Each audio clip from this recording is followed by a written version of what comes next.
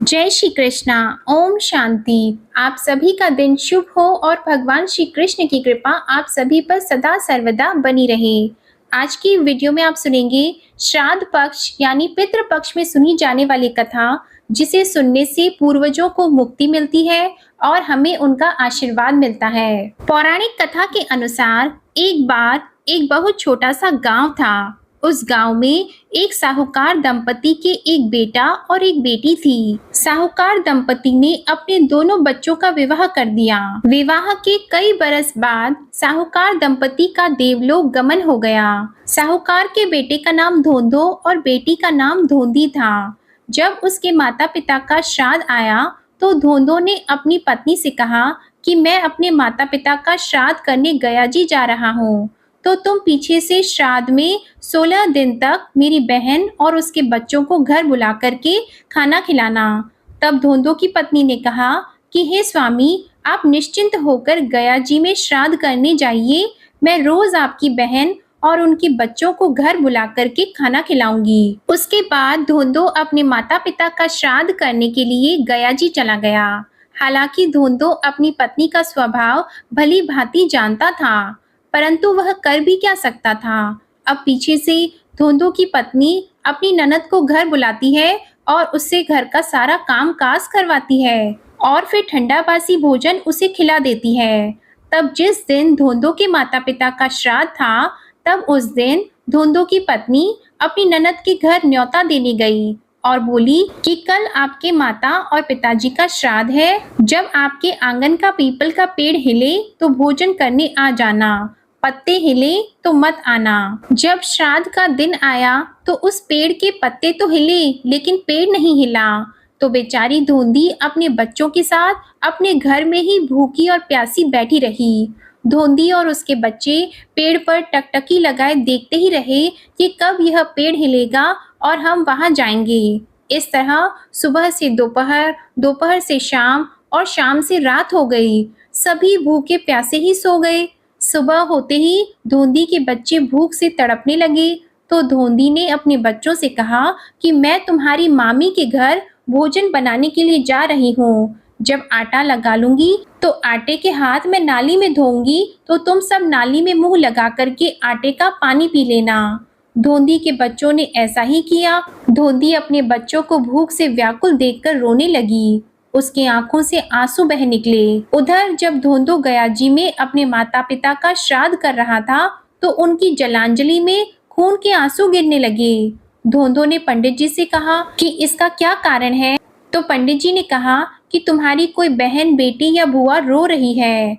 धोंधो समझ गया कि मेरी ही पत्नी ने मेरी बहन को रुलाया होगा। श्राद्ध के 16 दिन बाद धोंधो अपने घर आया। घर आते ही उसने अपनी पत्नी से पूछा कि तूने श्राद्ध में 16 दिन तक मेरी बहन और उसके बच्चों को भोजन करने बुलाया था या नहीं।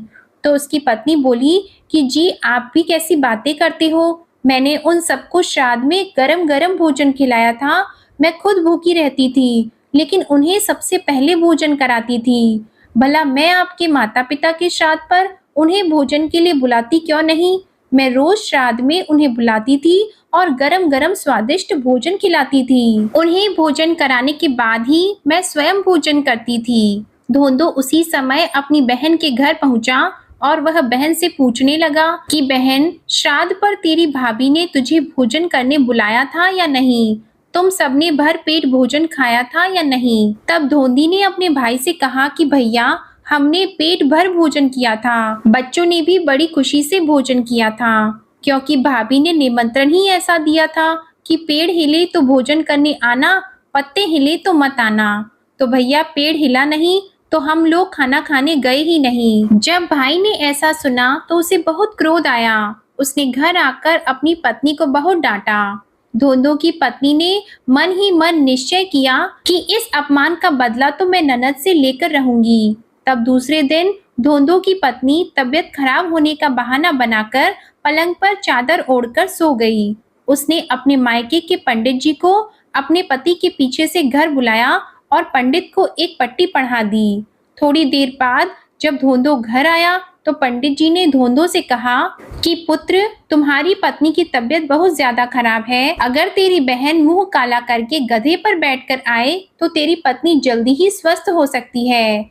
लेकिन धोंधो का नाम ही धोंधो था, परंतु वह बड़ा ही बुद्धिमान और कुशाग्र बुद्धि वाला था। उसने अपनी पत्नी की चालाकी को जान लिया और उसे एक चालाकी सूझी। उसने अपनी पत्नी से कहा कि हे भगवान, अभी अभी तेरे गांव से एक व्यक्ति आया था। उसने कहा कि तेरे पीहर में आग लग गई है, सारा धन और माल जलकर राख हो गया है। केवल तेरी माता पिता, भाई भाभी जान बचाकर घर से निकल पाए हैं। तेरे माता पिता, भाई भाभी, भतीजा और भतीजी भूखे मर रहे हैं। अगर तू उनके लिए भोजन की व्यवस्था कर दे तो मैं उनको जाकर के दे आऊं।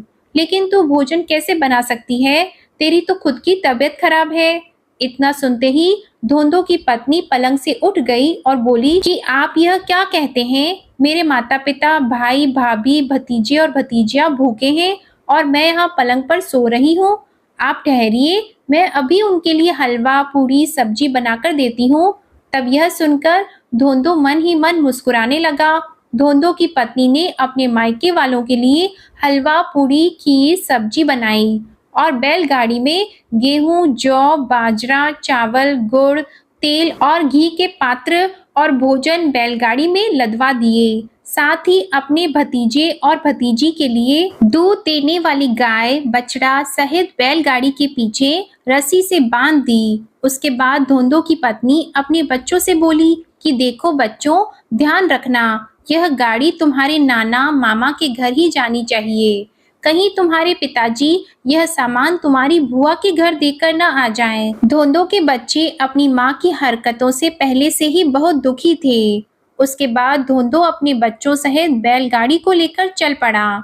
तब एक रास्ता नाना मामा के घर की ओर तो दूसरा रास्ता बुआ के घर की ओर जाता था। बैलगाड़ी बुआ के घर पहुंच गई और सारा सामान धोंधो ने अपनी बहन को दे दिया और वहां से अपनी पत्नी के मायके में पहुंच गया। वहां जाकर उसने अपने सास, ससुर और सालों से कहा कि आपकी बेटी बहुत बीमार है। तब पंडित जी ने कहा कि अगर आप लोग काला मुंह करके गधे पर बैठकर अपनी बेटी से मिलने आएंगे तो वह जल्दी से ठीक हो जाएगी। यह सुनकर उसके माता पिता, भाई भाभी ने यह सोचा कि अपनी तो एक ही बहन है, अगर ऐसा करने से उसकी बीमारी ठीक हो जाती है तो यह करने में क्या बुराई है। तब दूसरे दिन उन सब ने अपना मुंह काला करके गधे पर बैठकर अपनी लड़की से मिलने आ गए। जब वे अपनी बेटी से मिलने आए तो उस समय उनकी बेटी चक्की पर आटा पीस रही थी। उसे बाहर से कुछ आवाजें आई तो जब पति ने बाहर जाकर सुना तो वह मन ही मन सोचने लगी कि उसकी ननद मुंह काला करके गधे पर बैठकर आई होंगी। वह उसी समय घर के बाहर देखने आई। ननद की जगह उसके स्वयं के माता पिता, सातों भाई भाभियों को देखा। उन सबके मुंह काले हो रखे थे और वे सभी गधे पर बैठे थे। तब यह सब देखकर धोंधो की पत्नी को बहुत पछतावा हुआ। उसके बाद धोंधो ने अपने पूरे नगर में यह ढिंडोरा पिटवा दिया कि कोई भी बहन बेटी का जी न दुखाएगा और श्राद्ध के समय में पितरों की तृप्ति के लिए बहन बेटी को भोजन कराने के लिए जरूर बुलाएगा। ओम शांति। आपको ये कथा अच्छी लगी हो तो वीडियो को लाइक करें, शेयर करें और हमारे चैनल को सब्सक्राइब करें। धन्यवाद।